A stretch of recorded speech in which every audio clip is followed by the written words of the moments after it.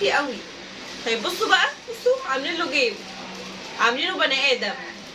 2 جيب اهو، بني ادم. ادي ده كده اول طقم. طيب ايه تاني يا امان؟ تاني طقم، نشوف تاني طقم. ده كده تاني طقم. بصوا اهو، وادي بنطلون اهو. بصوا، كلموني على الشياكه، كلموني على القلاجه، قلاجه شيك.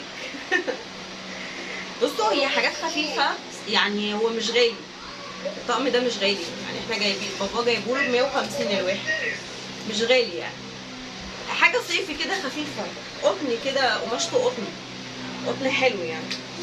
بصوا بصوا، كلموني على الالوان الحلوه المبهجه. بصوا بصوا الالوان المبهجه. بس حبيبي، بس حبيبي، بس بصوا الالوان المبهجه. ده برضو فيه جيوب من ورا عشان يحط المحفظه، يحط التليفون كده يعني.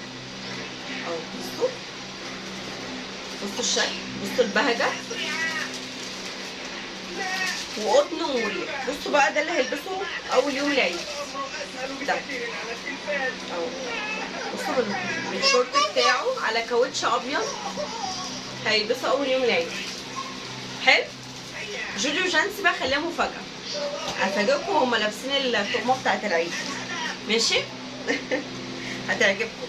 انا اتحمسين. جانس شرط مش متسرح،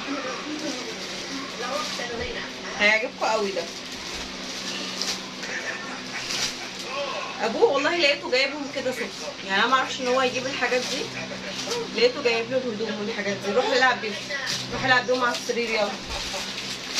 طيب جايبه ايه تاني؟ جايبه ملايه العمريه. عارفين ملايه العمريه؟ انا جايبه وطي التلفزيون. انا قلت فين الريموت عشان توطي التلفزيون، على فكره انا قلت فين الريموت عشان توطي التلفزيون. طيب ملايه العمريه عارفينها؟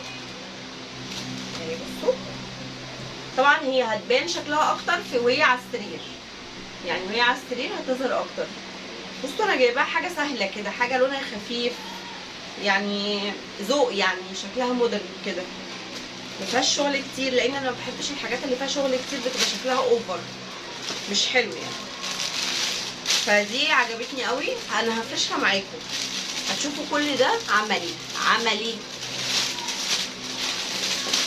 هتشوفوا الملايه دي وانا بفرشها، هتشوفوا ايه تاني، عشان انا قلت لكم الفيديوهات الجايه كلها ضرب نار.